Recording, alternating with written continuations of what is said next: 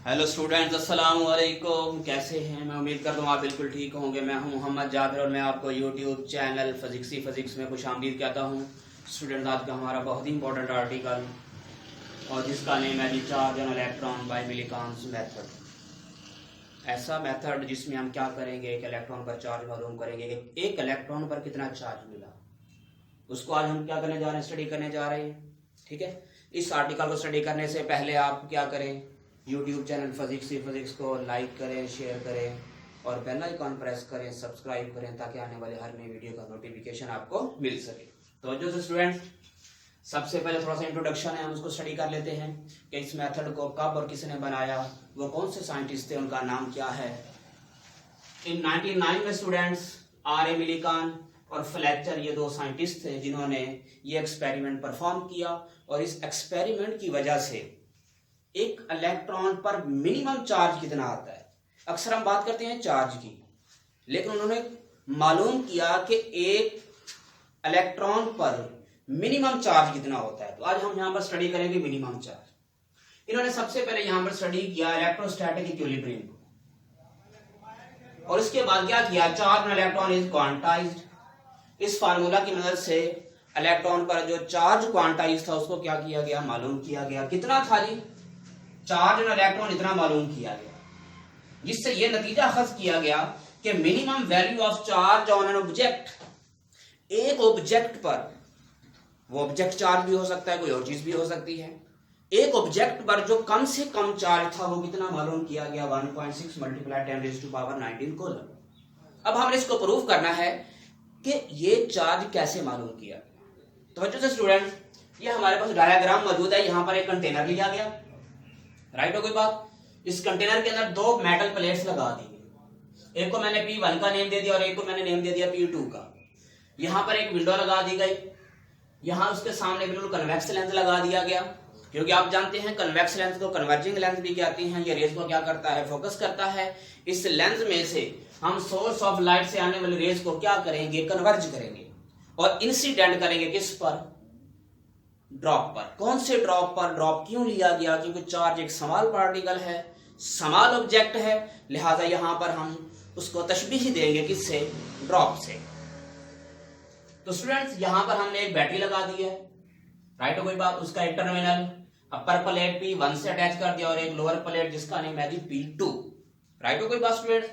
यहां पर हमने एक एटॉमाइजर लिया है, इसके अंदर क्या मौजूद है, आई ड्रॉप्स मौजूद हैं, राइट। जब ये ड्रॉप इसके अंदर मूव करेंगे, ठीक है, तो ये एटॉमाइजर की दीवारों और ऑयल के ड्रॉप्स के दरमियान क्या होगी, फ्रिक्शन, राइट। इस फ्रिक्शन की वजह से जब इस नोजल से ऑयल ड्रॉप्स बाहर निकलेंगे तो ये ड्रॉपलेट्स में कन्वर्ट हो जाएंगे। किसमें कन्वर्ट हो जाएंगे स्टूडेंट्स, ड्रॉपलेट्स में। लेकिन कौन से ड्रॉपलेट्स, चार्ज्ड, क्योंकि फ्रिक्शन की वजह से इनके ऊपर क्या आ जाएगा, चार्ज डिपॉजिट हो जाएगा, राइट हो गई स्टूडेंट बात। तो ये ड्रॉपलेट्स यहां से क्या करेंगे, मूव करना शुरू कर देंगे। यहां पर अपर प्लेट के अंदर हमने क्या किया, एक होल बनाया है। इस होल में से एक ड्रॉपलेट क्या करेगा, डाउनवर्ड मूव करेगा। तो जो स्टूडेंट्स, अब हम इसको स्टडी करने जा रहे हैं कि ड्रॉपलेट्स जब मूव करेंगे तो कहां पर ठहरेंगे, कितनी फोर्सेस अमल करेंगी और कैसे अमल करेंगे। देखिए स्टूडेंट्स, यहां से क्या हुआ, एक ड्रॉपलेट सेंटर हुआ होल से, P1 प्लेट से। जैसे ही ये ड्रॉपलेट यहां से गुजरेगा तो हम यहां से बैटरी को क्या कर देंगे स्टूडेंट्स, ऑन कर देंगे। क्या कर देंगे, ऑन। जैसे ही हम ऑन करेंगे तो ऊपर वाली प्लेट पर कौन सा चार्ज आ जाएगा स्टूडेंट्स, पॉजिटिव, और नीचे वाली प्लेट पर कौन सा चार्ज आ जाएगा, नेगेटिव। और आप जानते हैं यहां पर क्या पैदा हो जाएगा, इलेक्ट्रिक फील्ड। क्या पैदा हो जाएगा students, electric field. It mean इस प्लेट पर क्या आ गया, नेगेटिव चार्ज। अब यहां से जो ड्रॉपलेट्स बाहर निकले हैं, इन ड्रॉपलेट्स पर फ्रिक्शन की वजह से कौन सा चार्ज आ गया था, नेगेटिव। अब नेगेटिव को क्या करेंगे, रिपेल करेंगे। इट मीन मैं सपोज कर लेता हूं कि यहां पर ये हमारे पास क्या है, एक ड्रॉपलेट है, चार्ज ड्रॉपलेट, जिस पर कौन सा चार्ज था, नेगेटिव। इसके ऊपर जब फोर्स ऑफ ग्रेविटी अमल करती है तो ये डाउनवर्ड एक्ट करेगी, जबकि यहां पर इलेक्ट्रिक फील्ड की वजह से नेगेटिव चार्ज को क्या करेंगे, रिपेल। तो यहां पर एक इलेक्ट्रिक फोर्स अमल करेगी स्टूडेंट्स, वो क्या होगी, ऊपर की जानिब होगी। these forces are equal in magnitude but opposite in direction in the presence of electric field due to positive and negative plates which are attached by the battery. Right होगी। तो देखिए स्टूडेंट्स, हम जानते हैं कि electric force is equals to gravitational force. Right होगी बात students.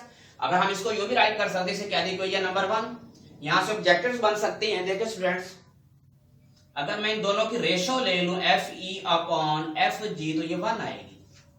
अगर मैं इनका डिफरेंस ले लूं स्टूडेंट्स तो ये कहलाएगा FE minus FG is equals to 0 कहलाएगा। हाँ स्टूडेंट्स, हम इन दोनों फोर्सेस को क्या कर रहे थे, हमने कहा this force are equal in magnitude but opposite in direction. We can write this equation in this form. तो स्टूडेंट्स, हम ये इक्वेशन इस तरह भी राइट कर सकते हैं। ऑब्जेक्टिव में पूछा जा सकता है कि अगर दो फोर्सेस की रेशो ली जाए, यानी कि इलेक्ट्रिक और ग्रेविटेशनल फोर्स की रेशो किसके बराबर होगी, 1 के, उनका डिफरेंस किसके बराबर होगा, 0 के। ये दोनों फार्मूलाज भी माइंड में रख लेने हैं, ये ऑब्जेक्टिव में पूछे जा सकते हैं। राइट हो गई बात स्टूडेंट्स। नेक्स्ट देखेंगे, हमें पता है कि इलेक्ट्रिक फोर्स क्या होती है, QE, और हमारे पास ये क्या होता है जी, mg। अगर हम इसको यूं राइट कर लें, देखें E की वैल्यू क्या होती है हमारे पास, V/d। इलेक्ट्रिक फील्ड की वैल्यू हम जानते हैं, यहां पर पुट करते हैं तो स्टूडेंट ये बन जाएगा QV/d is equals to mg। यहां से अगर हम चार्ज की वैल्यू मालूम करना चाहें, स्टूडेंट्स क्या मालूम करना चाहें, चार्ज की वैल्यू, तो ये हमारे पास बन जाएगी mgd अपॉन v। राइट हो गई बात स्टूडेंट्स। तो यहां से हम क्या कर सकते हैं, चार्ज की वैल्यू मालूम कर सकते हैं। इससे आप इक्वेशन नंबर 1 का नेम दे दें। तो स्टूडेंट्स अब देखें, अगर हम क्या करें, इस बैटरी को ऑफ कर दें, when battery is switched off, अगर हम बैटरी को क्या कर दें, switched off, when battery is switched off, switched off, अगर मैं बैटरी को क्या कर दूं, ऑफ कर दूं, according to Stokes law, according to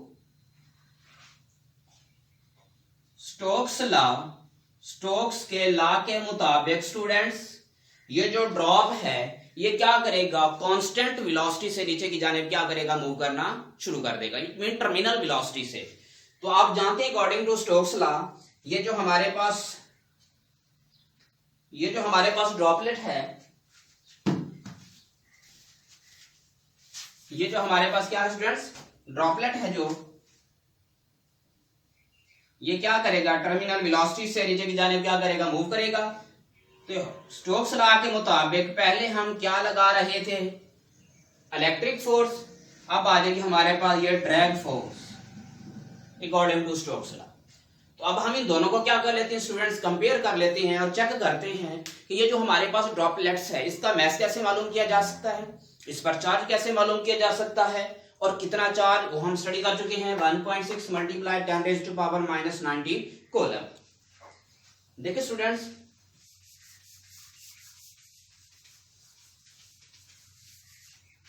अगर हम इसको यू राइट कर लें कि हमारे पास जो FD है ये किसके बराबर आ गया, FG के। अगर हम इसको डिवाइड कर लें FD अपॉन FG तो इसका आंसर बनेगा 1। राइट होगी बात स्टूडेंट्स। तो यहां पर अब हम क्या कह रहे हैं, FE को क्या कह रहे हैं, FD। क्या कह रहे हैं स्टूडेंट्स, FD कह रहे हैं। तो इनका डिफरेंस क्या आएगा, FD minus FG is equal to 0। इस तरह भी आप इसको क्या कर सकते हैं, राइट। अगर हम इसको इस्तेमाल करें इक्वेशन नंबर 2 को, तो ये हमारे पास बन जाए कि आप जानते हैं ड्रैग फोर्स क्या होती है, 6 पाई एटा आर VT। यहां पर मैं VT यानी कि टर्मिनल वेलोसिटी को रिप्रेजेंट कर रहा हूं, minus mg is equal to 0। ये नेगेटिव वैल्यू अगर क्या हो जाएगी, पॉजिटिव हो जाएगी। 6 pi eta r v t is equal to m g. Student इस फार्मूले से हम मैथ भी मालूम कर सकते हैं, रेडियस भी मालूम कर सकते हैं, टर्मिनल वेलोसिटी भी। सबसे पहले हम देखते हैं कि हमारे पास, हम यहां से रेडियस मालूम कर लेते हैं। रेडियस इधर रहेगा स्टूडेंट्स, एम जी अपॉन क्या बन जाएगा 6 पाई ईटा वी टी। इसे कह दें इक्वेशन नंबर 3। अब देखिए हमने कहा हमारे पास जो ड्रॉपलेट्स हैं ये किसकी फॉर्म में है जी, स्फीयर की फॉर्म में। किसकी फॉर्म में है जी, स्फीयर की फॉर्म में है। और हम जानते हैं, अगर मैं ये कह दूं ये मेरे पास क्या है ड्रॉपलेट्स, इसका मास भी है, डेंसिटी भी है और इसका क्या होगा वॉल्यूम भी होगा, राइट। और हम जानते हैं कि डेंसिटी इज इक्वल टू क्या होता है मास अपॉन वॉल्यूम। तो यहां से हम क्या कर सकते हैं, मास फाइंड कर सकते हैं। तो क्या आएगा जी डेंसिटी, देखें वॉल्यूम डिवाइड हो रहा है तो क्या हो जाएगा मल्टीप्लाई। तो ये बन जाएगा students mass is equal to rho multiply volume. जो ड्रॉपलेट्स हैं हमारे पास, या एक ड्रॉपलेट जो है वो किसकी फॉर्म में है, स्फीयर की फॉर्म में। और आप जानते हैं जो वॉल्यूम ऑफ स्फीयर होता है, volume of sphere, volume of sphere ये कांस्टेंट होता है, ये होता है 4/3 पाई आर क्यूब, राइट। होगी बात। इसको यहां पर पुट करते स्टूडेंट्स, तो ये बन जाएगा rho multiply 4/3 pi r cube. It mean हमारे पास क्या आ गई, मास की वैल्यू आ गई। इसको पुट कर दे किस में, इक्वेशन नंबर 3 में। Put in 3, put in 3 equation. Third equation में स्टूडेंट इसको क्या करते हैं, पुट करते हैं, तो क्या बन गया हमारे पास, ये बन जाएगा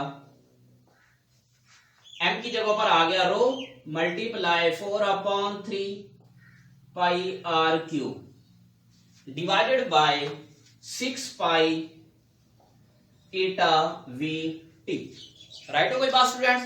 देखें यहां से पाई कैंसिल हो गया। तो अगर हम इसकी बात करें, आर क्यूब यहां पर मल्टीप्लाई हो रहा है, नीचे अगर क्या हो जाएगा divide, R3 is equals to rho multiply 4, साथ हमारे पास यहां पर जी भी मौजूद था तो जी को भी क्या कर लें, राइट कर लें। 3 डिवाइड कर नीचे अगर क्या हो जाएगा मल्टीप्लाई, 3 मल्टीप्लाई 6, साथ आ गया ईटा वी टी। ठीक है स्टूडेंट्स, देखें ये हमारे पास बन गया 1/r²। एक आर से एक आर क्या हो गया, कैंसिल हो गया। नेक्स्ट क्या बचेगा students,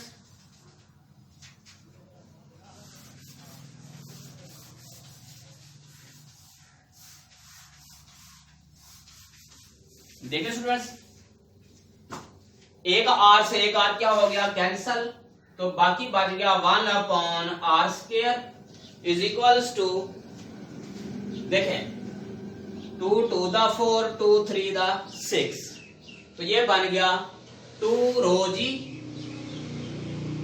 ji divided by 9 eta we t, 9 eta we t, right. हो गई बात स्टूडेंट्स। इसको अगर आप क्या कर लें, उल्टा दें, तो ये बन जाएगा r², ये बन जाएगा 9 eta we T over 2 rho जी। ठीक है स्टूडेंट्स, तो देखें दोनों तरफ क्या ले लें, अंडर रूट ले लें। तो स्टूडेंट्स ये बन गया हमारे पास r is equal to 9 eta we T upon 2 rho g, ये बन जाएगा 2 रो जी, राइट। होगी बात स्टूडेंट्स। इसको हम यूं भी राइट कर सकते हैं, जो r है ये डायरेक्टली प्रोपोर्शनल है किसके, square root of terminal velocity. बाकी सारी ये जो वैल्यूज हैं ये एज अ कांस्टेंट यूज होंगी, एज अ कांस्टेंट। तो स्टूडेंट्स इससे हम क्या कर सकते हैं, इस मेथड से हमने एक तो चार्ज मालूम किया किस पर, इलेक्ट्रॉन पर, और वहां पर हमने देखा कि हम चार्ज को तो नहीं देख सकते, तो हमने यहां पर ऑयल के ड्रॉपलेट्स का इस्तेमाल किया। तो हम क्या कर सकते हैं, चार्ज का रेडियस भी मालूम कर सकते हैं, उसकी टर्मिनल वेलोसिटी भी क्या कर सकते हैं, मालूम कर सकते हैं, और उस पर मिनिमम चार्ज कितना है वो भी मालूम कर सकते हैं। आई थिंक ये बहुत ईजी आर्टिकल स्टूडेंट्स, आपको समझ आया होगा। तो आखिर में ये बात कहना बहुत जरूरी समझता हूँ, ये मेरा चैनल नहीं आपका चैनल है, फिजिक्स ही फिजिक्स। इसको लाइक करें, शेयर करें और बेल आइकन को प्रेस करें ताकि आने वाले हर नई वीडियो का नोटिफिकेशन आपके दिलों की धड़कन बन जाए। अल्लाह हाफिज।